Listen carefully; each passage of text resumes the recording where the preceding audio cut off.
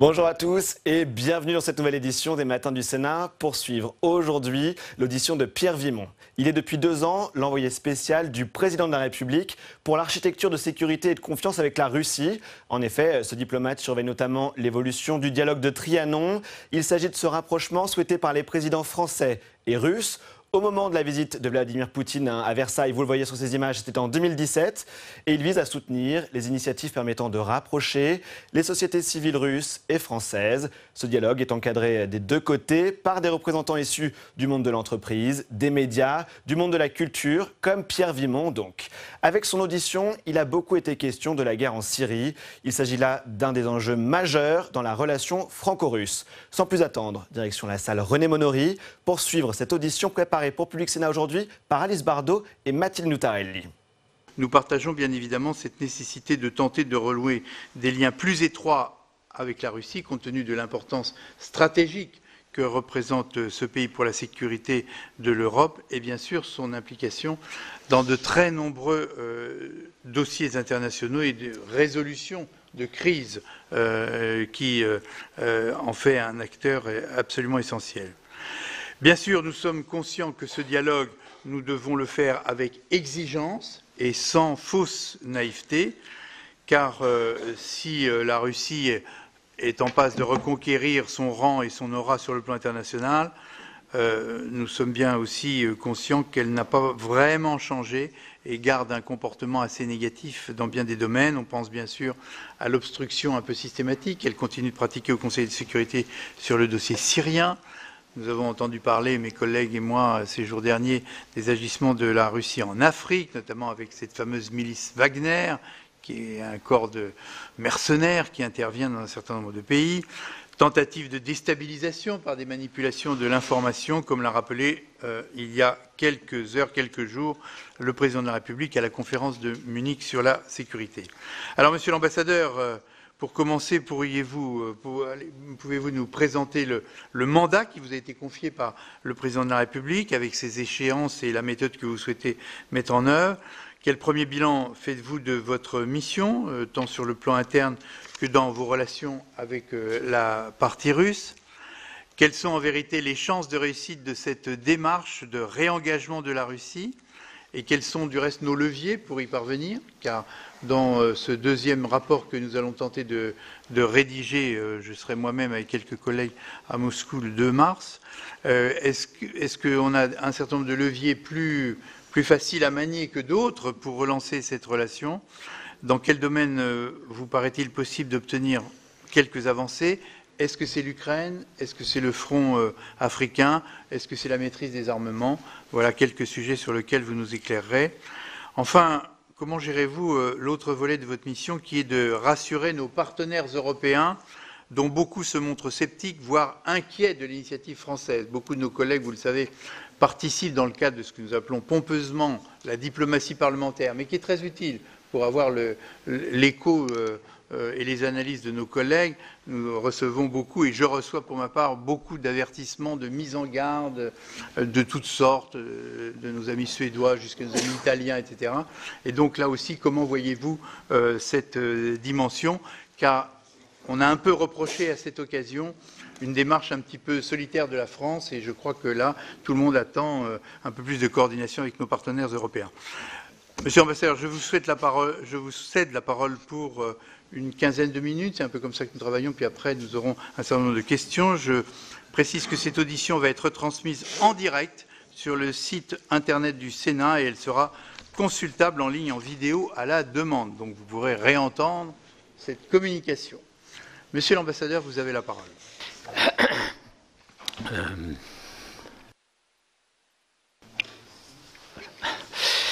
Merci Monsieur le Président, merci de m'avoir invité et c'est pour moi un grand honneur d'être devant vous et d'essayer de vous expliquer un peu plus en détail cette mission, le sens de cette mission et ses principales dimensions, je dirais.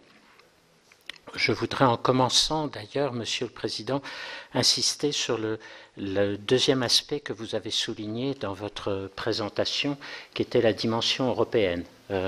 parce qu'il me semble qu'au départ de cette initiative lancée par le président de la République, celui-ci a vraiment voulu présenter cette initiative comme une sorte de prolongement ou de mise en œuvre de toute sa réflexion sur l'Europe, la construction européenne et cette idée de souveraineté européenne qu'il avait notamment exprimée lors de son discours de la Sorbonne en 2017.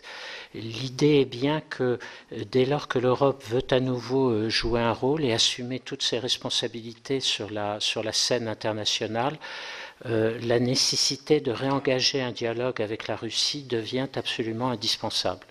C'est un élément central de ce que nous avons à faire. Il y a bien sûr aussi la nécessité de mieux affirmer notre relation avec la Chine, avec les États-Unis, avec d'autres partenaires à travers le monde. Mais la Russie, parce qu'elle se situe sur le continent européen, est à l'évidence un acteur avec lequel nous devons avoir une relation plus développée que ce n'est le cas à l'heure actuelle. Donc il y a bien cette idée de réengager au niveau bilatéral un dialogue avec la Russie de façon en quelque sorte à entraîner nos partenaires européens derrière nous sur un dossier où ces dernières années l'Europe a été assez absente parce qu'au fond elle se maintenait dans une situation de statu quo où nous avions mis en place notre politique de sanctions et où, en quelque sorte, le deuxième pied de cette démarche, qui devait être à côté de la fermeté, de la politique de sanctions, un effort de dialogue, ce deuxième aspect, ce deuxième pied de la démarche était absent et est toujours absent. Et donc, l'idée de cette initiative du président de la République, d'essayer en quelque sorte de relancer un peu le processus et la machine européenne dans ce domaine. Je crois que c'est important de se rappeler cela pour comprendre l'ensemble de notre démarche. À partir de là, dans ce dialogue que nous voulons réengager avec la Russie et que l'on appelle un dialogue de sécurité et de confiance, comme le rappelle souvent le président de la République, il me semble que nous avons trois objectifs. D'abord, densifier notre dialogue. N'oublions pas qu'au niveau bilatéral, à maints égards, nous en faisions moins ces dernières années que beaucoup de nos partenaires européens. Lorsque le président a décidé de relancer le dialogue ce qu'on appelle le 2+2, les ministres des Affaires étrangères et de la Défense des deux côtés, du côté français comme du côté russe, ce dialogue de 2+2 n'avait plus eu lieu depuis 2012, en réalité. Donc, depuis plus de 7 ans. Et donc l'idée que l'on relance ce dialogue qui a pu surprendre en effet certains de nos partenaires européens montrait en fait que contrairement à beaucoup de nos collègues européens, nous en faisions peut-être moins qu'eux dans notre relation avec la Russie, ce qui était même assez surprenant. Du coup, dans cet effort de densification de notre dialogue avec la Russie, nous voulons avancer dans toute une série de domaines, ceux qui sont les plus habituels comme ceux qui sont peut-être un peu plus nouveaux.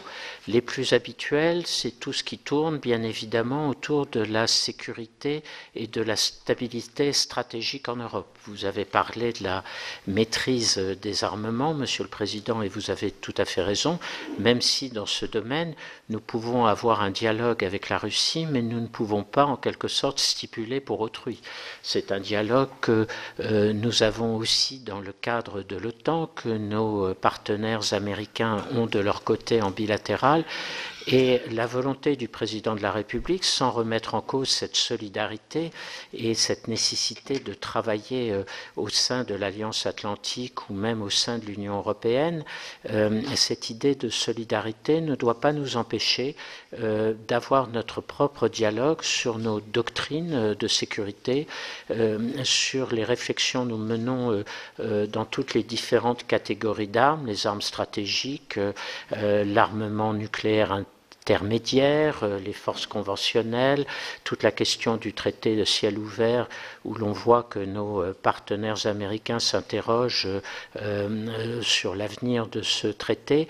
Nous voulons pouvoir dire notre mot et veiller à ce que les intérêts de notre pays soient bien défendus. Et par ailleurs, je reviens toujours à ce même thème, les intérêts de l'Europe en tant que telle. Donc il y a ce dialogue au niveau de la stratégie et du niveau stratégique de l'ensemble de l'Europe. Il y a au niveau tout ce dialogue que nous voulons avoir en bilatéral. Et là, nos partenaires russes sont également très intéressés. Dialogue entre chefs d'état-major, les efforts pour mettre en place des conflits, comment on appelle ça, des canaux de déconfliction, terme britannique anglo-saxon un peu barbare. On pourrait parler de canal de désescalade, ce serait peut-être plus français. Et nous voulons le faire dans tous les domaines où cela peut être utile, y compris dans des sujets où nous sommes souvent en face à face et en confrontation avec nos interlocuteurs russes, qui concernent les attaques cyber dont nous pouvons être les victimes. Mais au-delà de ce terrain assez naturel pour un dialogue, nous voulons essayer de pousser le dialogue dans beaucoup d'autres domaines. En matière d'environnement, pour tout ce qui concerne actuellement les réflexions en cours sur l'exploration et l'exploitation dans la zone arctique. Nous voulons aussi parler avec nos partenaires russes pour tout ce qui concerne la coopération dans le domaine spatial et éventuellement les questions relatives aux nouveaux lanceurs spatiaux. Nous voulons parler de nucléaire civil. Nous voulons parler des droits de l'homme, nous voulons parler des contacts entre sociétés civiles, ce qui s'appelle le dialogue de Trianon, qui a été lancé dès 2017 après la venue de M. Poutine à Versailles. Nous voulons parler de tous les conflits qui existent actuellement, qu'il s'agit de ceux qui se déroulent actuellement sur le sol européen, l'Ukraine, mais aussi les conflits gelés en Géorgie, en Moldavie ou ailleurs, entre l'Arménie et l'Azerbaïdjan. Nous voulons parler de la Syrie, nous voulons parler de la Libye, nous voulons parler de l'Afrique. Vous avez, à juste titre, Monsieur le Président, mentionné la République centrafricaine, où nous avons un objet de controverses et de difficultés avec nos interlocuteurs russes, mais nous voyons aussi une présence russe se développer dans d'autres parties du continent africain, Afrique occidentale, Afrique dans le sud du continent africain, et nous pensons qu'il est bon d'établir un dialogue avec eux pour ne pas se retrouver, comme trop souvent dans le passé, devant une sorte de fait accompli où nous découvrons une présence russe parfois discrète, parfois moins discrète, comme c'est le cas en République centrafricaine. Et nous voulons donc développer ce dialogue avec eux, à la fois directement sur ces sujets, dans le cadre des institutions internationales, comme l'OSCE, comme les Nations Unies. Il y a donc une vraie volonté de densifier ce dialogue. Nous voulons le rendre aussi plus ambitieux, et j'insisterai sur ce point pour vous donner un seul exemple. Dans les discussions que nous avons actuellement avec nos interlocuteurs russes, par exemple sur la Libye, nous voulons essayer d'avoir un dialogue qui intègre non seulement la dimension diplomatique, mais également la dimension de sécurité, la dimension de renseignement, et nous estimons qu'il faut avoir en quelque sorte des plateformes diplomatiques où nous pouvons avoir des représentants des différentes administrations, des deux côtés, russes comme français, pour essayer d'aller un peu plus loin dans la discussion sur ce sujet. Et nous voulons aussi, si possible, rendre ce dialogue un peu plus créatif et un peu plus innovant, en ce sens que nous avons souvent eu dans le passé des discussions avec des interlocuteurs que nous connaissons assez bien, et il nous semble qu'il serait intéressant aussi de voir un petit peu mieux la nouvelle génération de fonctionnaires russes qui montent en grade et avec lesquels nous aimerions aussi échanger. Donc voilà un peu les lignes de conduite que nous voulons avoir et que nous avons présentées à nos partenaires russes pour voir si ainsi ce dialogue que le président a proposé au président Poutine et que celui-ci a accepté pouvait donc avancer maintenant un peu sur ces lignes. Où en sommes-nous actuellement? L'état des lieux, en quelques mots. On a exposé notre objectif, nos ambitions, et on a très concrètement proposé une sorte de programme de travail autour de 5 grands thèmes que nous avions à peu près définis, reprenant les différents aspects que je vous ai indiqués il y a quelques moments. Ces grands thèmes un peu de défis technologiques et stratégiques, la coopération en matière de sécurité au niveau bilatéral, la coopération et les questions de sécurité et de défense, je dirais, au niveau plus large de l'ensemble de l'Europe, les réflexions sur ce que l'on a appelé les principes et les valeurs qui concernent le dialogue de Trianon, les questions de droits de l'homme, les questions aussi de plus en plus discutées au sein des institutions multilatérales sur la place des femmes dans les conflits et dans le travail de prévention des conflits qui pourraient être nommés. Et cinquième thème, nous avons proposé le thème des grands conflits tels qu'ils se développent à l'heure actuelle dans les différentes régions du monde. Par rapport à ces idées que nous avons mises sur la table, nos partenaires russes nous ont répondu avec une présentation un peu différente de la nôtre. Ils ont eux-mêmes présenté 5 axes de coopération, mais qu'ils ont présentés d'une manière un petit peu différente. Et en cherchant à travers ces 5 axes davantage centrés sur les questions militaires et de sécurité, nous avons vu que beaucoup de nos idées étaient reprises.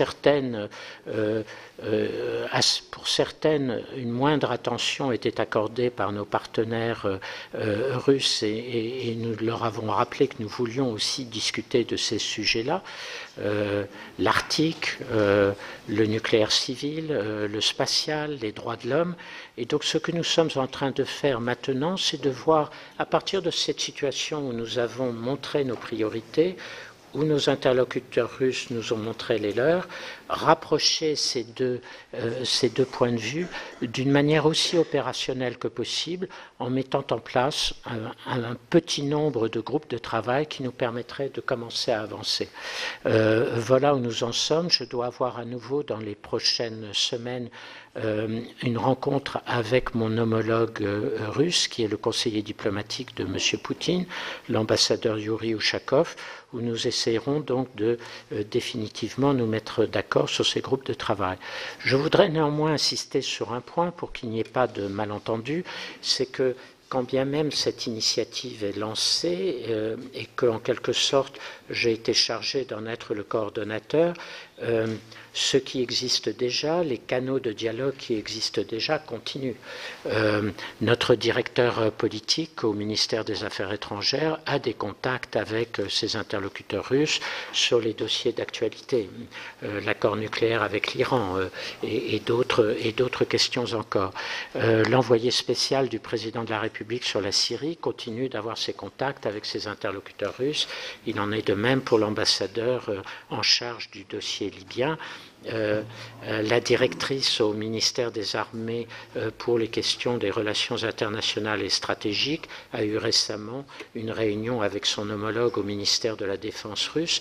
Donc les choses avancent et personne n'attend que je donne le feu vert pour telle ou telle réunion. Elles ont lieu, mais elles ont lieu dans l'esprit qu'a fixé le président de la République, qui est encore une fois d'être plus ambitieux, plus dynamique et plus innovant dans toute la mesure du possible. La deuxième dimension, pour vous faire l'état des lieux, ce sont nos partenaires européens. J'ai été 2 fois déjà à Bruxelles, rencontrer les ambassadeurs au sein de l'Union européenne, du comité de politique et de sécurité, au Conseil de l'OTAN, avec nos alliés de l'OTAN. J'ai commencé à visiter un certain nombre de pays européens, Pologne, Finlande. Je vais aller dans les prochains jours dans les pays baltes et en Roumanie. J'ai rencontré beaucoup de nos partenaires européens à travers leurs ambassades ici à Paris et je vais continuer à faire ce travail. que je considère être essentiellement un travail d'explication et d'information face à une très grande diversité de positions. Vous l'avez souligné vous-même, Monsieur le Président, il y a eu en règle générale un sentiment assez critique à notre égard au départ pour une initiative qui était considérée comme une initiative individuelle, bilatérale, certains pensant même que l'on tentait de remettre en cause la solidarité entre les Européens. Donc il s'est agi de rassurer, de dissiper les malentendus, d'expliquer d'abord que nous ne remettions pas en cause toutes les positions qui ont été adoptées, qu'il s'agit des sanctions, qu'il s'agit, comme vous le savez sans doute, des 5 grands principes qui ont été mis en place en 2016 pour ce qui concerne les relations entre l'Union européenne et la Russie. Et tout ceci reste, et nous entendons bien évidemment rester solidaires de ces prises de position qui ont été adoptées par les Européens à l'unanimité. En revanche, ce que nous disons à nos partenaires européens, c'est que tout ceci ne fait pas une stratégie, il ne fait pas une politique à l'heure actuelle, et que le résultat de ces positions que nous avons prises et du statu quo en réalité que l'on observe depuis la crise ukrainienne en 2014, c'est que nous sommes là, nous attendons, et pendant ce temps-là, la Russie avance. Elle avance en Syrie, elle avance en Libye, elle avance en Afrique, elle ne bouge pas sur le dossier ukrainien. Et donc, le sentiment du président et celui que nous avons transmis à nos partenaires européens, c'est qu'il faut peut-être faire preuve d'un peu plus du sens du mouvement et de prendre, nous aussi, des initiatives. Parmi nos partenaires européens, il y a ceux qui restent encore assez circonspects, il y a ceux qui nous écoutent, mais sont peut-être encore un peu dubitatifs, il y a ceux qui sont sans doute beaucoup plus constructifs et qui me le disent en privé, mais qui sont assez contents que la France tente sa chance et aille devant, et ils observeront ce qui se passe. Encore une fois, nous comprenons, c'est tout le sens de notre initiative, comme je le disais, réengagement bilatéral avec l'espoir que nos partenaires derrière suivront et qu'une nouvelle dynamique sera donnée à la réflexion européenne. Un point que je voudrais vous signaler et qui montre que les choses commencent déjà un petit peu à bouger, c'est qu'au niveau de la nouvelle direction européenne, Madame von der Leyen, la présidente de la Commission européenne, Monsieur Josep Borrell, le haut représentant pour la politique étrangère et la sécurité, Monsieur Charles Michel, le nouveau président du Conseil européen, il y a la volonté maintenant au niveau européen de relancer la discussion sur la Russie. Et ils veulent mettre ce point à l'agenda. Monsieur Borrell veut le mettre à l'agenda de la réunion informelle des ministres des Affaires étrangères, ce qu'on appelle le format Gimnich, en mars, le mois prochain. Monsieur Charles Michel voudrait l'inscrire à un Conseil européen au second semestre, en liaison d'ailleurs avec ce qui sera au second semestre de cette année une présidence allemande. L'Allemagne voudrait discuter de cette question, et en particulier d'une manière extrêmement précise, en reprenant l'un des 5 principes de 2016 que je mentionnais tout à l'heure, celui d'engagement sélectif, tel est le mot, dans des domaines d'intérêt commun et notamment d'intérêt pour la partie européenne. Et en réalité, M. Borrell, M. Michel, Mme von der Leyen disent, eh bien, discutons entre nous de voir si sur tel ou tel sujet, il pourrait être intéressant d'engager de manière sélective, de se réengager avec la Russie. Donc vous voyez qu'il y a en quelque sorte un cheminement un peu parallèle qui est, je crois, assez intéressant à observer et à suivre à mesure qu'on avance. Dernier point, et je m'arrêterai là, Monsieur le Président, parce que j'ai été déjà beaucoup trop long, je voudrais insister sur 3 points à propos des prochaines étapes que nous allons avancer. D'abord, que la démarche du Président, il l'a dit lui-même, s'inscrit dans le temps long. Il faut faire preuve de patience. Je pense à ça parce que j'ai déjà lu dans les médias, notamment français, l'indication selon laquelle cette mission, qui en fait a commencé réellement fin novembre, lorsque j'ai pris ces fonctions à Paris, a commencé donc vraiment depuis 3 mois maintenant, et c'est imaginer qu'en 3 mois nous allions obtenir un changement d'attitude de la part de la partie russe comme sur un coup de baguette magique serait certainement irréaliste. Nous savons que cela va prendre du temps, qu'il faut trouver, comme vous l'indiquiez vous-même, les bons leviers pour faire évoluer nos interlocuteurs russes, mais nous en avons. Dans les propositions que nous avons, il y a l'idée de coopération et de collaboration à partir de technologies que les Européens possèdent, notamment en matière d'environnement et de changement climatique. On voit bien que, par exemple, ce qui est en train de se faire dans la zone arctique est en train de créer probablement pas mal de pollution, plus de pollution, et qu'il peut donc être intéressant de réfléchir comment on pourrait combattre cette pollution naissante dans cette région, et nous avons des technologies pour cela. On voit bien que les investissements européens peuvent être utiles pour l'économie russe à l'avenir, tout ça en tout cas dans le respect, bien évidemment, des sanctions telles qu'elles sont en place à l'heure actuelle. On voit bien déjà que nos interlocuteurs russes font des appels du pied sur le dossier syrien pour que l'Europe participe à la reconstruction de ce pays, parce que ça va être une affaire redoutable le jour où on pourra commencer à le faire, où il faudra énormément de capitaux, une expertise que l'Europe en particulier possède, et je pourrais continuer comme ça à énumérer d'autres leviers que nous avons et que nous pouvons utiliser. Donc c'est du temps long, il faut faire preuve de patience, mais il faut avancer.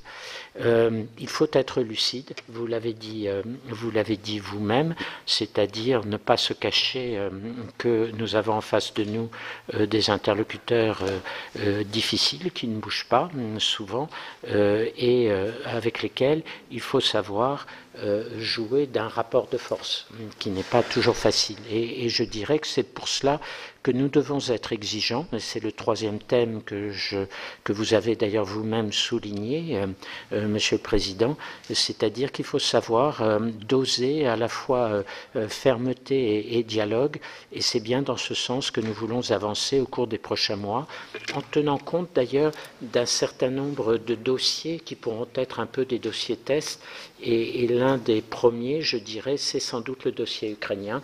Il y a eu le sommet Normandie où un certain nombre d'engagements ont été pris par les deux parties. Il s'agit pour la France comme pour l'Allemagne d'observer si ces engagements sont tenus et si du côté russe comme du côté ukrainien, on va de l'avant dans le sens qui a été indiqué par ce sommet. Voilà, je m'arrête là, en m'excusant d'avoir été trop long. Merci, Monsieur l'ambassadeur. Effectivement, ce qui est important de bien comprendre dans le dispositif que vous mettez en œuvre, c'est si votre philosophie consiste à obtenir des résultats concrets sur des points précis, parce que avec les Russes, c'est un peu comme avec les Chinois, on peut parler. Ils adorent, du reste, nous, quand on les a vus, on a eu un dialogue vraiment assez fécond, assez fructueux.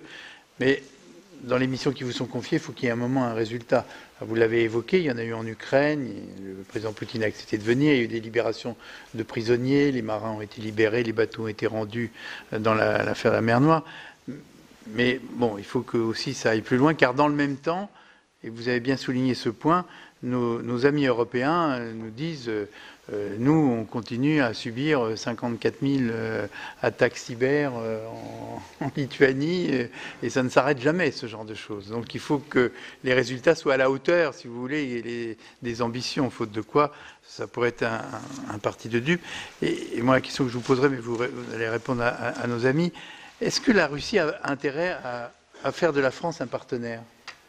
Parce qu'il y a eu des analyses qui ont été publiées récemment qui disent l'Europe ne compte plus pour la Russie regarde la Chine, elle considère que leur avoir imposé des sanctions, etc., tout ça ne favorisait pas le dialogue. Est-ce qu'ils ont encore intérêt à avoir un pays avec lequel il dialogue un peu en priorité, j'allais dire, pour lancer ce dialogue. Alors, on va poursuivre les questions qui vont vous être posées. Là, j'ai 12 intervenants qui vont essayer de tenir les délais. Robert Del Picchia, qui est géographiquement le plus voisin. Le plus voisin. Merci. Monsieur l'ambassadeur de France, j'ai beaucoup de contacts avec les parlementaires russes dans le cadre de l'Union interparlementaire à Genève depuis des années. Le président a parlé de ces rapports, de ce rapport qui a eu beaucoup de succès lors des visites officielles. Il y a eu un pré-rapport, dont j'étais un des rapporteurs, nous étions 4, dans ce rapport qui préparait, si vous voulez, un peu ce que nous avons suivi. On a prouvé que le Sénat était un des précurseurs dans cette volonté de dialogue avec la Russie. Je crois que là, il n'y a aucune discussion. L'Assemblée nationale est loin derrière. On a été vraiment les précurseurs. Nous avons fait à l'époque un état des lieux, pas aussi bien que le second rapport qui est allé beaucoup plus loin, bien entendu, mais nous avions quand même évoqué certains points que nous pourrions améliorer dans les relations bilatérales. Et nous avons fait quelques propositions. Et puis nous avons fait une proposition un peu baroque à l'époque, c'était de se demander s'il n'était pas nécessaire, Helsinki, l'OSCE, tout ce qui s'est passé entre-temps, le changement de frontières, etc. D'ailleurs, devant le président du Parlement de la Douma, nous avions évoqué cette question des frontières, et il m'a rétorqué, et oui, on a oublié le Kosovo. Vous voyez, donc c'était de bonne guerre, mais la discussion allait dans ce sens-là. Et alors, une de ces propositions dans ce rapport était, pourquoi pas, un Helsinki 2. Et je m'explique, 10 ans Helsinki, Madrid, Belgrade, Helsinki, Vienne, et ça va prendre 10 ans peut-être, mais finalement, tous ces conflits gelés, toutes ces propositions que vous faites, la cyberattaque, etc., ça pourrait très bien rentrer dans le cadre d'une conférence Helsinki 2, qui comprendrait tous les points que vous avez évoqués, les nouveaux. Disons, Helsinki 2 modernisé, renouvelé, etc. Ça prendra du temps, mais le temps long, c'est ce que vous avez dit aussi, et il faut s'y préparer. Le président français est allé un peu dans cette direction. Qu'est-ce que vous pensez de cette idée? Merci Robert. André Valigny. Merci Monsieur le Président. L'audition est captée, Monsieur le Président? Oui. Ah. Bon, alors tant pis. Je voulais poser une question sur l'Ukraine, la Crimée, pour demander d'abord à Monsieur l'ambassadeur de France s'il en parle avec ses interlocuteurs russes et si le réalisme ne devrait pas nous conduire à considérer que la Crimée a toujours été russe, qu'elle le restera et que Poutine ne quittera jamais la Crimée. Mais je suppose que cette question est un peu trop brutale pour être retenue. Non, toutes les questions sont intéressantes. Merci André. Gilbert Roger. Une observation de question. L'observation, moi je rentre de 48 heures de travail de la paix OTAN à Bruxelles. J'ai l'impression qu'on vit dans deux mondes différents entre votre exposé et ce que nous avons entendu, et notamment de la pression amicale et ferme des Américains pour qu'il n'y ait aucun débat et dialogue qui s'organise avec la Russie en dehors de leur propre autorisation. Les questions sont les suivantes. Pensez-vous que Vladimir Poutine soit réellement, après une vingtaine d'années de rapports difficiles, capable d'être l'homme du rapprochement? Et ma deuxième question, je ne vous ai pas entendu clairement l'exprimer. Les Allemands, moi, je les trouve plus que frileux vis-à-vis de notre politique diplomatique. Donc, sur qui en Europe pourrait-on concrètement s'appuyer? Merci pour cette bonne question. Sylvie Goy-Chavent. Merci, Président. Monsieur l'ambassadeur, le Président de la République a reconnu que l'embargo contre la Russie avait coûté extrêmement cher à l'Union européenne et évidemment extrêmement cher à la France. Malheureusement, je crois qu'il faut être clair, nous sommes aujourd'hui les otages des Américains, du fait de l'extraterritorialité des sanctions américaines, mais également, et je pèse mes mots, à cause du manque de courage politique qui a conduit la France à s'aligner sur la position américaine. Alors ma question est très simple, concernant la France et ce courage politique indispensable, sommes-nous sur la bonne voie et quelles actions préconisez-vous très concrètement? Merci Sylvie. Olivier Cigolotti. Merci Monsieur le Président. Monsieur l'ambassadeur de France, l'OTAN n'est plus aujourd'hui l'alliance robuste sur laquelle l'Europe a pu asseoir sa défense depuis plusieurs décennies. Le système de défense pour l'Europe aurait pu être une armée européenne, difficile à construire, même si nous avons désormais quelques beaux exemples, mais un certain nombre de nations ont quelques difficultés à abandonner un peu de souveraineté. Et pourtant, vous l'avez rappelé dans votre propos liminaire, les conflits sont nombreux aux portes de l'Europe, qu'il s'agisse de l'Irak, de la Syrie ou de l'Afrique subsaharienne. Pensez-vous que notre sécurité, Monsieur l'ambassadeur de France, puisse être inéluctablement et exclusivement liée à un rapprochement avec la Russie? Merci. Merci Olivier. Christine Pruneau. Merci Monsieur le Président, merci Monsieur l'ambassadeur pour votre intervention. Ma question, deux questions dans une. Quelle réaction de la partie russe vis-à-vis de notre démarche et sur quels dossiers sont-ils, eux, particulièrement intéressés, s'ils le sont?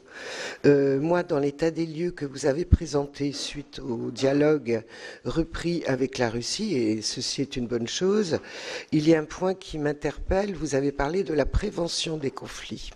Or, la position de la Russie, enfin pas que, mais c'est ce qui nous apporte aujourd'hui, est intervenue avec Erdogan dans le dossier syrien au nord de la Syrie contre les Kurdes.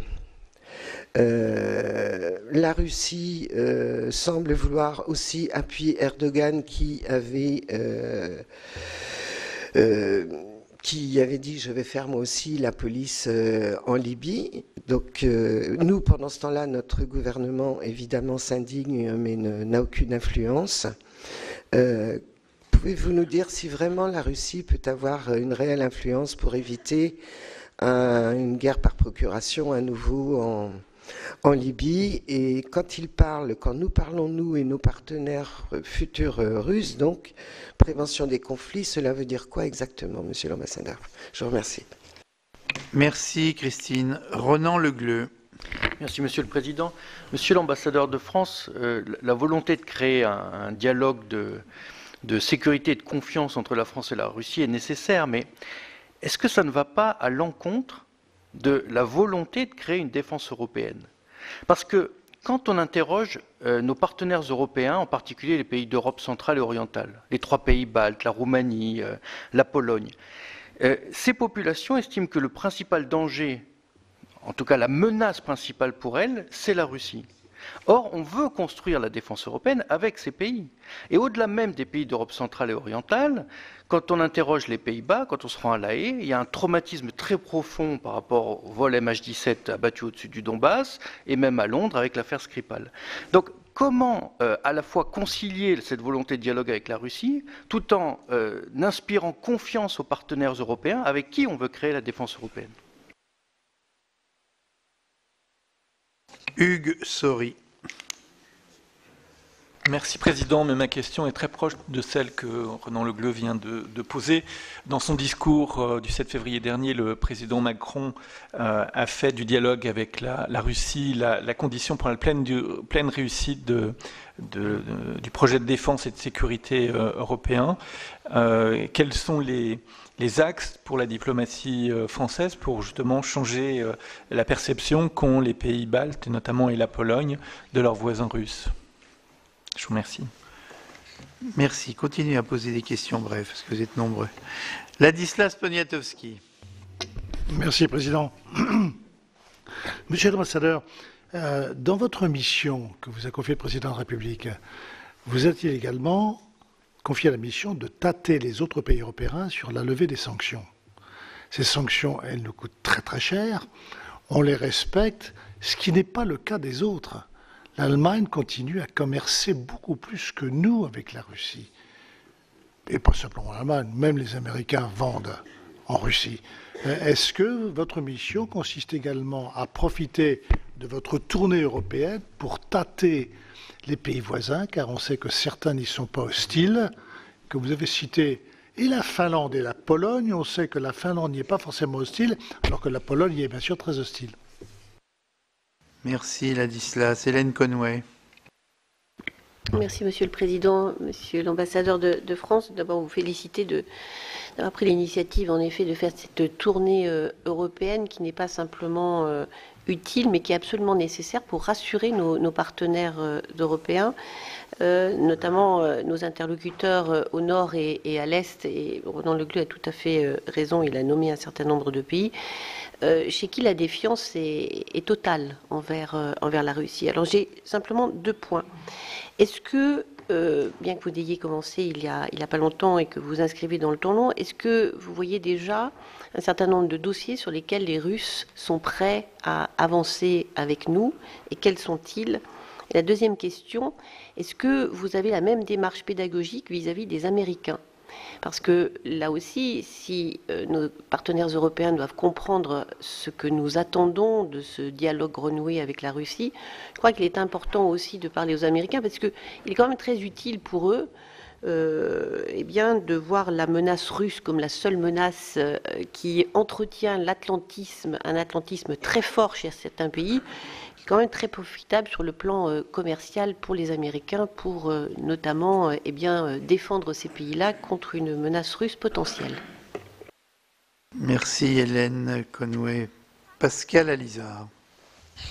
Oui, Monsieur le Président, merci. Monsieur l'Ambassadeur, c'est un sujet sur lequel je travaille régulièrement comme vice-président de l'Assemblée parlementaire de l'OSCE, et j'ai remis il y a quelque temps avec une collègue un rapport sur le partenariat oriental, et on a mis entre autres en relief des maladresses, voire des provocations de l'Union européenne contre la Russie, au regard notamment de sa fièvre obsidionale très, très ancestrale.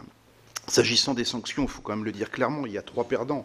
C'est la France, l'Allemagne, la Pologne, en termes de flux commerciaux, et il y a un grand gagnant. Ce n'est pas la Russie, ce sont les États-Unis. Là, les chiffres sont parfaitement clairs, et si on met des sanctions, paradoxalement, c'est nous d'ailleurs qui payons les amendes. Les Russes ont reconstitué à cette occasion leur agriculture et leur industrie agroalimentaire, ont desserré l'étau par des coopérations vers l'Est et le Sud-Est. C'est une stratégie de balancier, une espèce de diplomatie pendulaire, c'est pas nouveau non plus. Alors moi, Monsieur l'Ambassadeur, je salue tout à fait l'initiative et je suis prêt à la soutenir, mais comment la France a-t-elle pu se mettre dans une telle situation? C'est quand même la question que je pose. Et la Russie a-t-elle vraiment besoin de la France? Merci Pascal. Yannick Vaugrenard. Oui, merci beaucoup, Monsieur le Président. Merci, Monsieur l'Ambassadeur. Je crois que l'intervention de la France, en règle générale, ne se repose pas uniquement sur des questions économiques, mais aussi sur des questions de principe et sur une histoire que nous partageons tous. Monsieur l'Ambassadeur, au moment de la crise ukrainienne, le rôle de la France et de l'Allemagne a été non pas déterminant, mais important. Depuis, l'Allemagne, pour des raisons de politique intérieure et d'évolution politique, semble beaucoup plus affaiblie. Ne pensez-vous pas qu'il soit encore plus intéressant aujourd'hui d'essayer de travailler sur un plan diplomatique avec nos amis britanniques, indépendamment des questions de Brexit qui doivent être mises de côté sur ces questions internationales? Merci Yannick. Pierre Laurent. Oui, ma question porte, Monsieur l'Ambassadeur, sur les chances de réussite et sur la question du temps long. Parce que pour le moment, le sentiment que j'ai, et moi je salue tout à fait la mission qui est la vôtre et le sens de votre exposé, c'est qu'on a plutôt affaire pour le moment à des logiques contradictoires affirmées dans les positions françaises. Tantôt la volonté d'avancer dans le sens que vous venez d'exposer, et puis très souvent des actes de l'Union européenne, mais aussi de la France, qui sont parfaitement contradictoires avec cette logique. Et nous avons adopté, comme tout le monde, la déclaration finale du sommet de l'OTAN à Londres, il y a très peu de temps, début décembre, qui n'est pas vraiment convergente avec la démarche que vous exposez, c'est le moins qu'on puisse dire, qui est même assez franchement contradictoire avec cette logique. Donc on sent que mon sentiment, c'est que l'orientation n'est pas réellement fixée. Donc moi, ma question, d'une certaine manière, rejoindrait ce qu'a dit Robert Del Picca. Est-ce qu'il ne faut pas des actes forts, affirmer des ambitions, vous avez parlé d'ambition, des ambitions fortes, la question d'Helsinki 2, j'avais la même question. C'est-à-dire, est-ce que c'est pas en affirmant une perspective forte et nécessairement dans le temps long, parce que tout le monde a bien conscience que Helsinki 2, c'est pas dans 3 mois ou dans quelques mois, et la même chose sur la prévention des conflits. Est-ce que nous voulons travailler, même dans la contradiction, avec les Russes sur la prévention et la gestion des conflits ou pas ? Quelle est la position de la France là-dessus, sur la Syrie, sur la Libye, sur l'Afrique? Quand je dis avec, ça ne veut pas dire main dans la main et d'accord sur tout. Mais est-ce que nous les considérons comme des partenaires nécessaires ou pas? Merci Pierre. Jean-Paul et Maureen. Oui, merci Monsieur le Président. Monsieur l'ambassadeur, j'ai le souvenir de vous avoir rencontré quand vous étiez en poste à Rio de Janeiro. Mais la question que je voulais vous poser, c'était sur l'évolution de l'Organisation mondiale du commerce. Il se trouve qu'à cette commission, on m'a confié cette responsabilité et que mon collègue Jean Bizet, qui préside la Commission des affaires européennes, nous sommes rendus à Genève et nous avons rencontré le directeur général, puisque c'est un Brésilien, M. Azevedo, et cette Organisation mondiale du commerce est un peu bloquée par la position des États-Unis, puisque au niveau de l'organe de règlement des différends, il y a un juge qui n'est pas nommé. Simplement, ce que je voulais vous demander, Monsieur l'ambassadeur, comment vous sentez les Russes s'impliquer dans l'Organisation mondiale du commerce pour éviter le bilatéralisme et aller plutôt vers un nouveau multilatéralisme, entre certains pays. Voilà, et enfin Rachid Temal. Merci, Monsieur le Président. Monsieur l'ambassadeur, deux questions rapides. La première, c'est des collègues évoqués sur comment voyez-vous l'issue des travaux concernant la question des sanctions, et donc certains l'ont dit, donc l'impact qu'il y a pour notre pays. Et la deuxième question, c'est comment voyez-vous votre mission à l'aune de la dernière déclaration du Président de la République, notamment ce week-end en Allemagne, sur les risques de déstabilisation venant de Russie? Voilà, Monsieur l'ambassadeur, un panel de questions qui vous permettent de préciser un peu le sens de votre mission et les résultats que vous en attendez. Avec plaisir et merci beaucoup. Toutes ces questions sont bien évidemment très intéressantes et permettent d'aller un peu plus loin. Je vais essayer de les prendre dans l'ordre tout en les regroupant parce que parfois je crois que elles se recoupent. Il y a d'abord toute une série de questions autour du point de savoir si la France peut-être est considérée, disons, par la Russie comme un partenaire intéressant. Alors, je répondrai de deux manières. La première, presque de manière un peu cynique, ça peut être un partenaire intéressant parce qu'en particulier, cela pourrait diviser les Européens. Et l'idée qu'un pays se détache des autres Européens pour lancer avec une vraie ambition, un dialogue bilatéral avec la Russie pourrait être considéré comme une manière d'entamer l'unité européenne. Alors nous l'avons dit, je l'ai répété à mes partenaires européens, c'est pas du tout l'objectif que nous visons, et donc de ce côté-là, je crois que les choses sont claires. Je l'ai d'ailleurs également dit à mes interlocuteurs russes, que je tenais nos partenaires de l'OTAN et de l'Union européenne régulièrement informés, et c'est comme ça que nous allions procéder. L'un n'empêche pas l'autre. J'aurai l'occasion de revenir d'ailleurs sur cette idée qu'il pourrait y avoir une contradiction. À mon avis, il n'y en a pas. La deuxième manière de répondre à votre question, c'est de dire qu'au fond, pour les Russes et les dirigeants russes, il se passe quand même des choses qui méritent d'être observées avec attention pour eux actuellement en Europe. Une nouvelle direction européenne qui se met en place, des discussions de plus en plus nombreuses sur la défense et la sécurité européenne, et ce ne sont pas simplement des mots, c'est de l'argent qui va être mis dans un fonds européen de défense, c'est la coopération structurée renforcée qui, sur des sujets très concrets et très ponctuels, peut permettre à cette défense européenne d'être plus opérationnelle. Il y a ce que la France, avec le soutien de ses partenaires européens, qui va aller d'ailleurs en s'accroissant, ce que la France fait dans le Sahel. C'est ce qui est en train d'être décidé par une présence maritime accrue au large des côtes libyennes pour surveiller l'embargo sur les armes. Je pourrais continuer comme ça. Et on voit bien que sur tous ces sujets, la France est un peu à la tête de cet effort qui est fait. Et donc, pour nos partenaires russes, la France est intéressante dans cet effort qu'elle mène actuellement vis-à-vis de l'Union européenne pour la relancer et lui permettre d'avoir un rôle plus important. Je note d'ailleurs que dans les premières rencontres que j'ai pu avoir avec nos homologues russes, c'est une question qui revient souvent et un sentiment qui revient souvent qui est que la France est active, elle a des idées, elle les avance et qu'à tout le moins, il est important pour nos interlocuteurs russes d'essayer de bien comprendre ce qui se passe et d'observer avec attention et d'avoir un dialogue. Je pourrais ajouter l'Afrique, où visiblement la Russie veut être plus présente. La France est un acteur important en Afrique, en Syrie, en Libye, au Liban, sur le dossier iranien. Nous sommes un des acteurs importants. Donc je crois, et je pourrais ajouter ce que je disais aussi sur la technologie, notamment la technologie spatiale.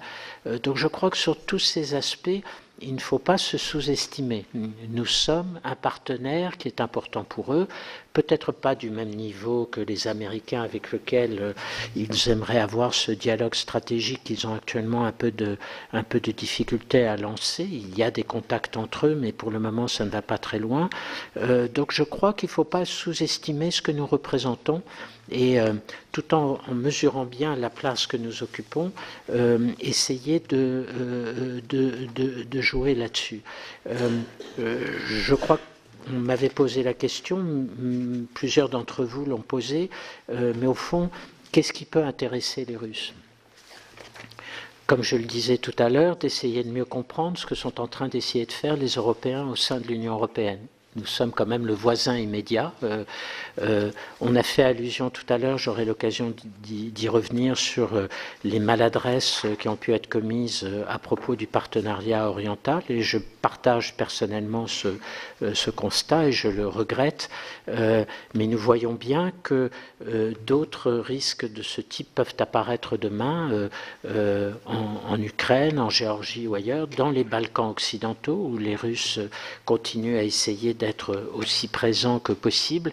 Et donc on voit bien que ne serait-ce que pour cela, nous avons intérêt à trouver une manière de cohabitation avec eux, une manière de marquer notre présence, de mieux expliquer ce que nous essayons de faire. Et donc voilà aussi un point qui peut intéresser nos partenaires russes. Il y a également ce que nous pouvons représenter, je l'ai dit tout à l'heure, en matière de technologie, en matière de capitaux financiers, peut-être demain dans certains secteurs du commerce. Je crois qu'il ne faut pas, encore une fois, penser que nous sommes en train d'être laissés de côté et ignorés par la partie russe.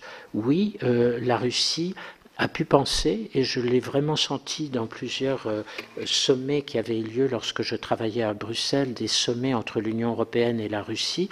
On voyait bien que l'Union européenne à l'époque, avec la crise migratoire, avec la crise de l'euro, avec la dette grecque, semblait être en difficulté et qu'on pouvait avoir du côté russe le sentiment que l'Europe lentement déclinait.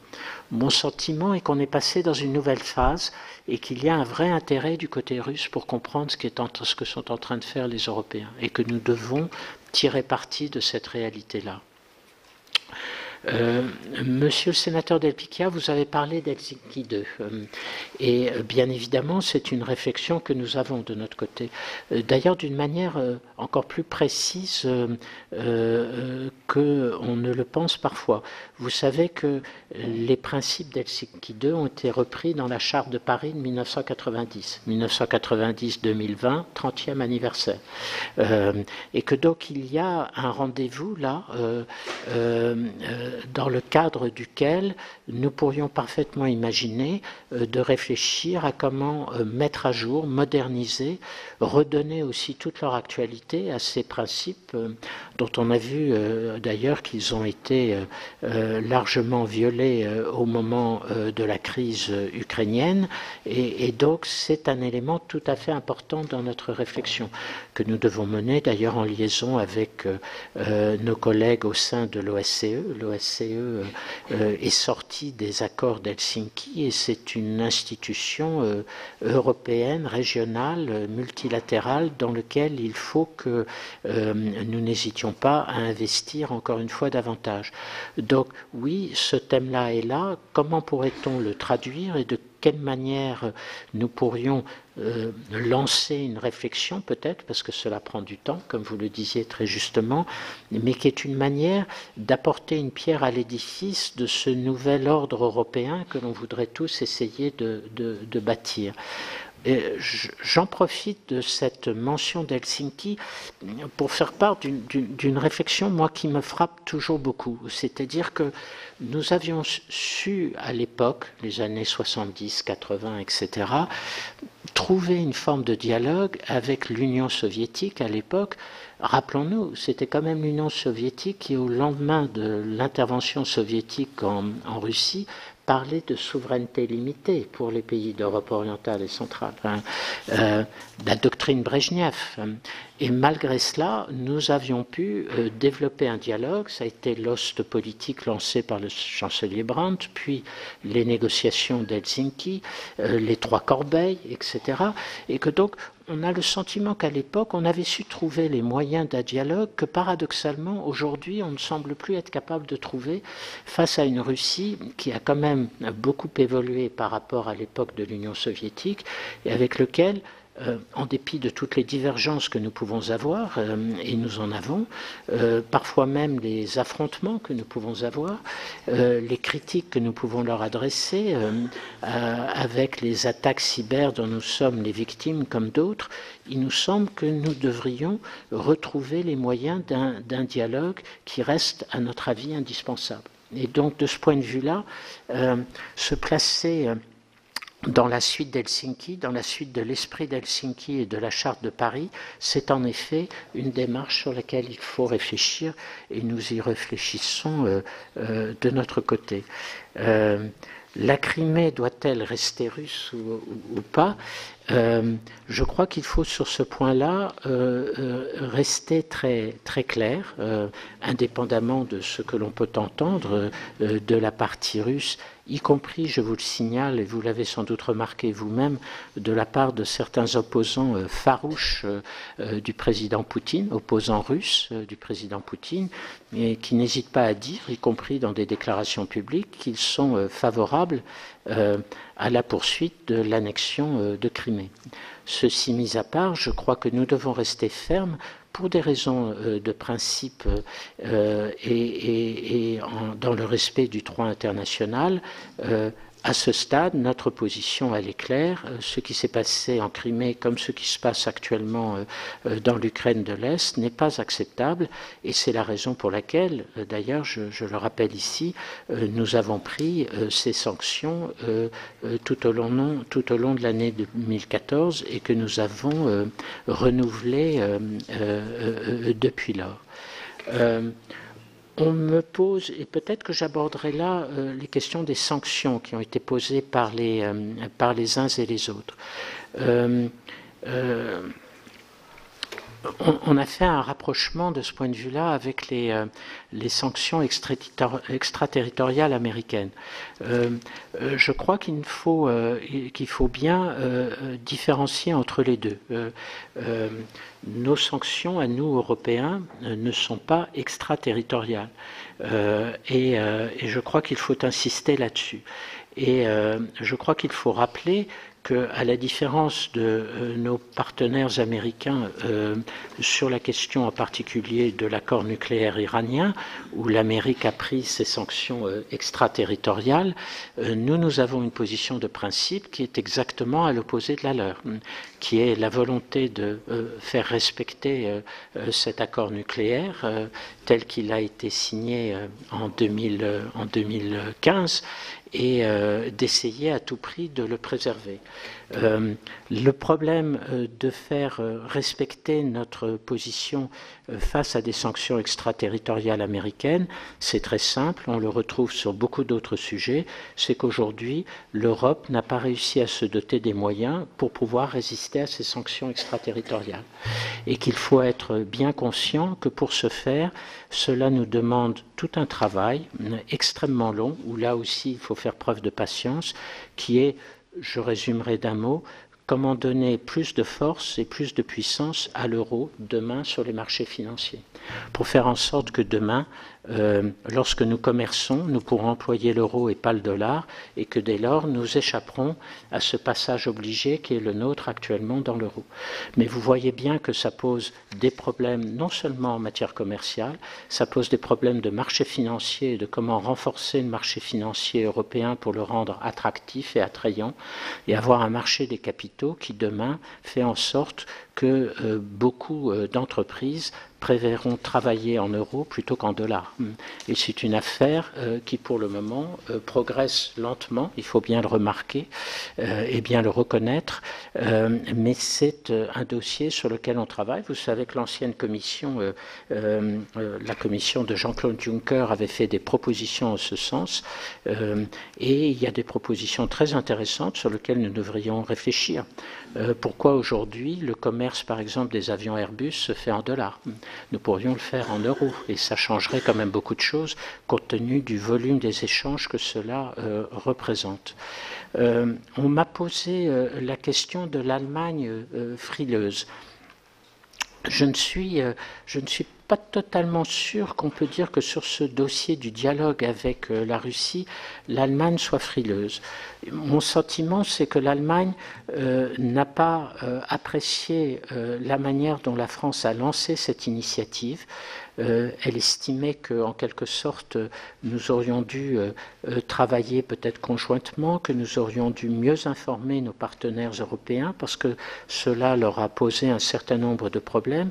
Mais je suis très intéressé par le fait que quand nous discutons de cette question-là avec nos partenaires allemands, nous nous apercevons que sur le fond des choses, ils sont en réalité sur la même ligne que nous. C'est-à-dire qu'en réalité, eux-mêmes souhaitent aussi avancer et trouver les moyens d'avoir un dialogue plus ambitieux et plus nourri avec la partie russe. Je reviens à ce que je vous disais tout à l'heure.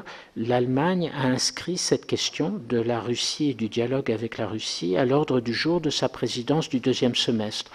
À mon avis, c'est la preuve quand même qu'il y a de leur part la volonté d'avancer sur ce sujet et peut-être de travailler, de trouver les moyens de travailler avec nous d'une manière intéressante. Comme d'ailleurs les institutions européennes qui me disent, pour nourrir notre propre dialogue sur comment renouer le dialogue avec la Russie, nous serons intéressés de tirer parti de l'expérience que la France aura pu elle-même avoir à travers ce dialogue que nous avons lancé. Et on voit bien qu'on peut peut-être travailler en bonne intelligence les uns avec les autres. On me pose la question de la prévention des conflits. Et on me citait l'exemple de la Russie et de la Turquie en Syrie. Mais la Syrie, comme la Libye, pour moi, c'est pas la prévention des conflits, c'est l'échec de la prévention des conflits. C'est précisément là qu'il faut essayer d'agir pour éviter qu'à l'avenir, en laissant des conflits en quelque sorte filer, prendre de l'importance, voir tous les voisins et les acteurs régionaux intervenir, jouer une partie contre l'autre et aboutir à un résultat comme on le voit aujourd'hui en Syrie ou en Libye, où on ne sait plus comment entremêler les différents rapports de force et renouer, en liaison avec les Nations Unies et les envoyés spéciaux des Nations Unies, renouer une forme de travail diplomatique, sécuritaire, militaire, pour essayer de sortir de l'espèce d'impasse dans laquelle on se trouve. Et c'est bien évidemment pour ça que quand je parle de prévention de conflits, moi je pense à des conflits qui risquent d'apparaître en Afrique ou ailleurs et sur lesquels, pour prévenir précisément l'apparition de nouvelles confrontations dans lesquelles la Russie, comme d'autres, pourrait arriver pour essayer de tirer parti, comme on l'a vu dans le passé, il faut avoir ce dialogue avec la Russie sur des terrains où on sent poindre des risques, mais qui n'ont pas encore explosé pour devenir des crises. C'est ça, pour moi, la prévention du conflit, et c'est là où il faut jouer de toutes les cartes que l'on peut avoir, y compris celle d'un dialogue lucide, exigeant avec la partie russe pour précisément prévenir la détérioration d'une situation qui est souvent encore extrêmement fragile.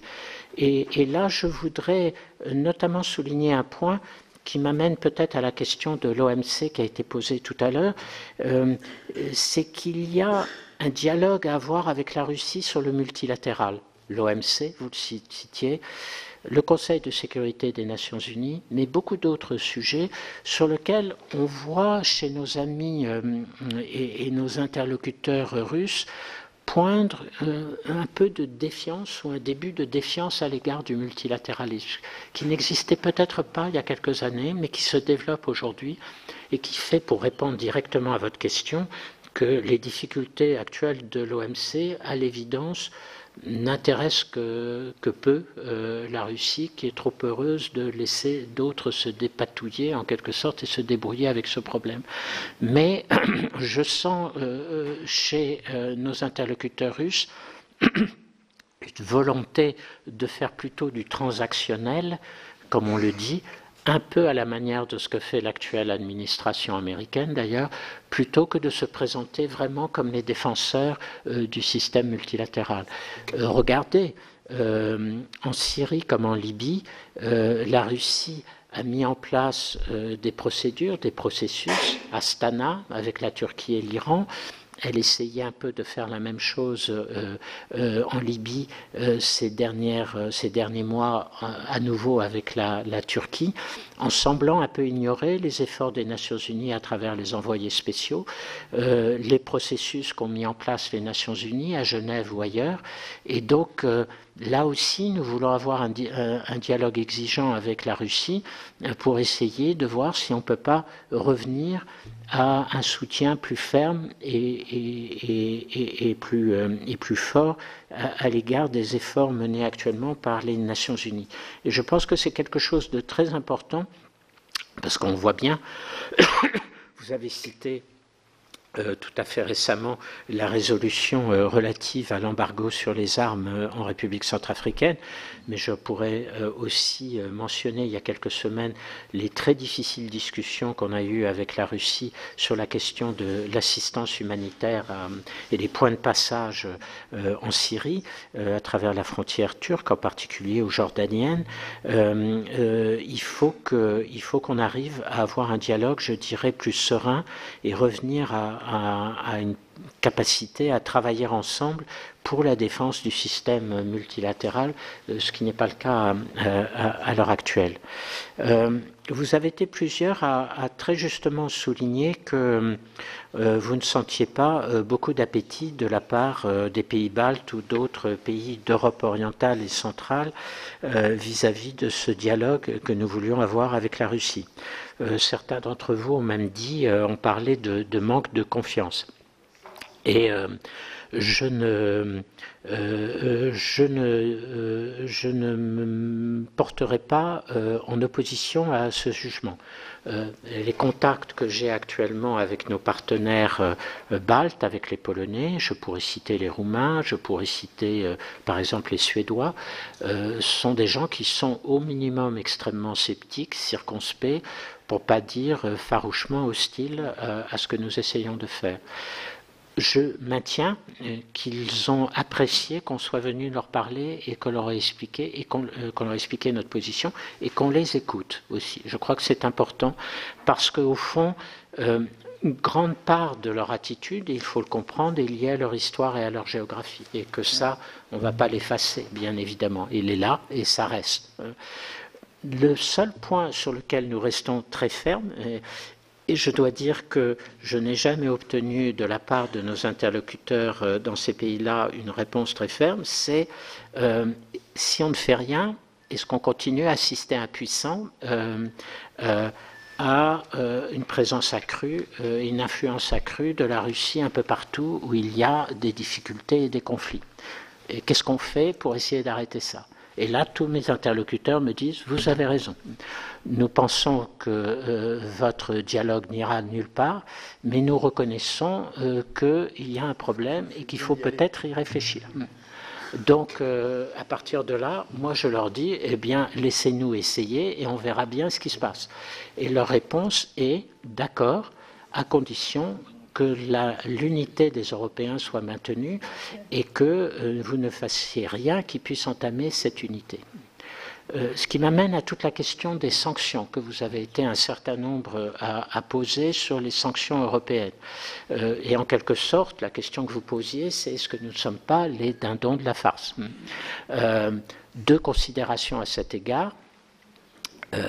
Les sanctions européennes ont eu deux effets. La baisse de notre commerce, mais elle est à peu près générale chez les Européens. Ce n'est pas simplement les Français ou les Allemands, tout le monde en souffre. Les Italiens, qui sont un pays qui a un commerce important avec la Russie, se plaignent de cette situation. Et c'est un pays qui régulièrement revient à la charge en disant est-ce qu'il ne faudrait pas réfléchir à faire évoluer notre position. Donc c'est vrai que nous avons été lésés par ces sanctions, alors que si on regarde les chiffres, le commerce américain avec la Russie, lui, au contraire, a augmenté. Deuxièmement, nous avons donné à la Russie la possibilité, à cause de ces sanctions, de développer son agriculture. Et leur agriculture est devenue beaucoup plus forte. Je comprends même que pour la première fois, elle est devenue exportatrice cette année.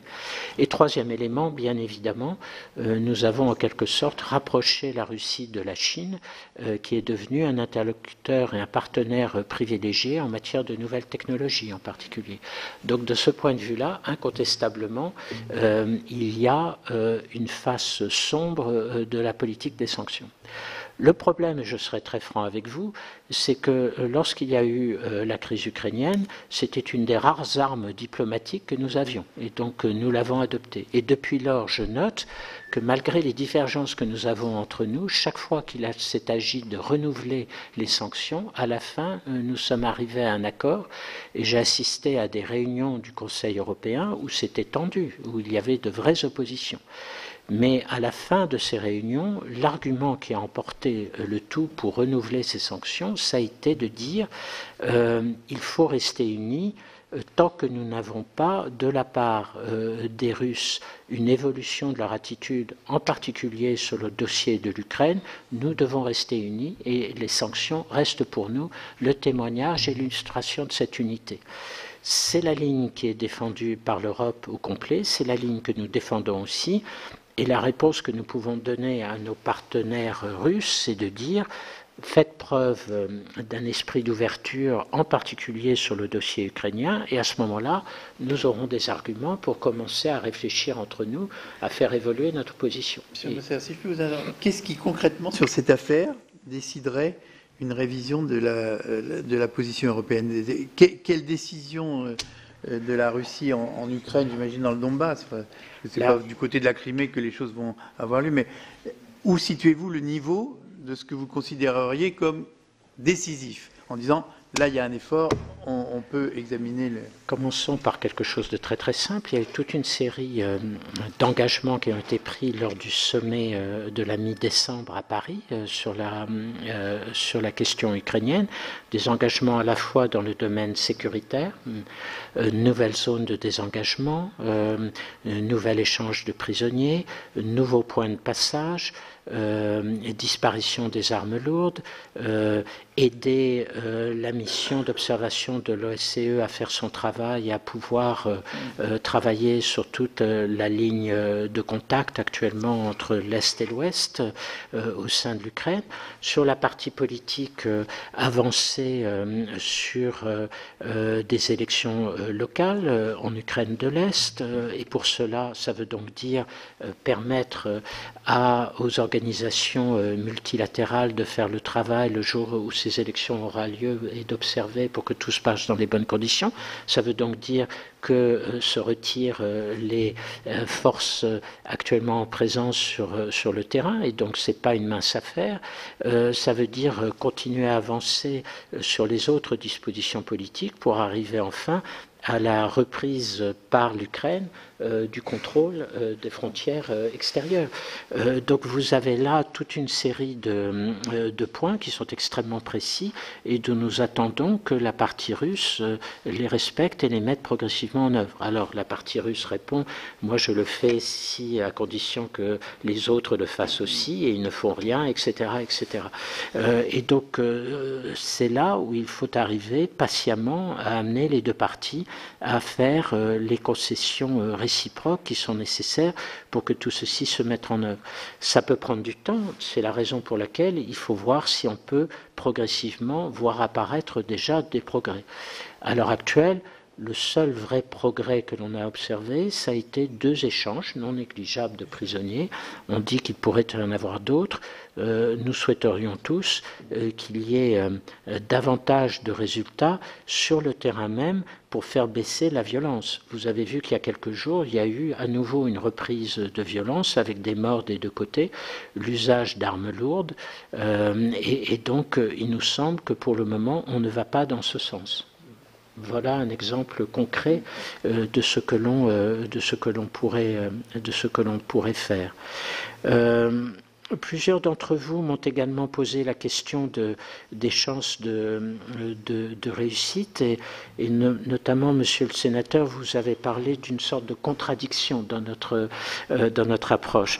Je ne le pense pas. Vous avez cité l'OTAN, et j'ai été à l'OTAN et j'ai entendu en effet beaucoup de récriminations contre notre initiative. J'ai essayé de répondre à certaines d'entre elles. Là encore, certains de mes interlocuteurs m'ont dit qu'ils n'étaient pas convaincus par nos explications. Donc vous voyez bien que par rapport même à la logique de l'OTAN, nous avons notre propre démarche et que nous continuons à vouloir la suivre, et nous la suivrons. Mais tous nos partenaires ont reconnu que là encore, nous étions transparents, nous les informions, et que c'était en tout cas une bonne chose pour au moins maintenir la confiance entre nous.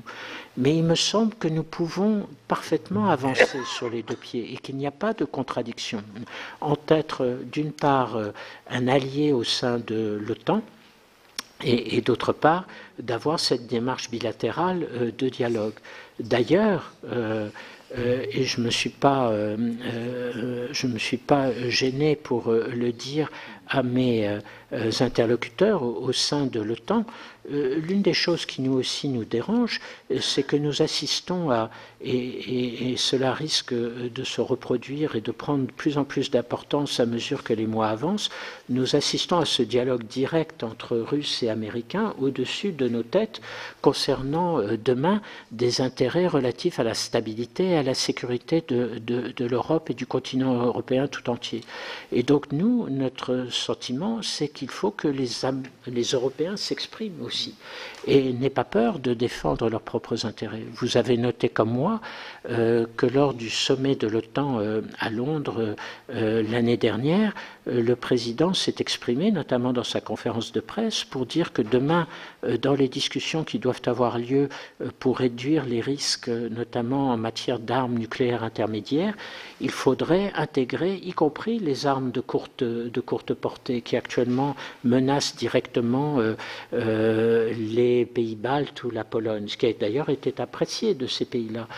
Je ne suis pas sûr, pour être très honnête avec vous, que ce soit très exactement la position américaine sur cette question-là. Et donc, nous pouvons manifester éventuellement des différences de point de vue avec les Américains sur ces questions-là. Ils n'hésiteront pas à le faire parce qu'il nous semble que c'est dans l'intérêt des Européens. Et voilà le type de dialogue que l'on peut avoir à la fois avec la partie russe, à la fois avec nos partenaires américains au sein et nos autres partenaires au sein de l'OTAN, et nous entendons avancer de la sorte. Et donc nous ne nous arrêterons pas sur ce plan-là.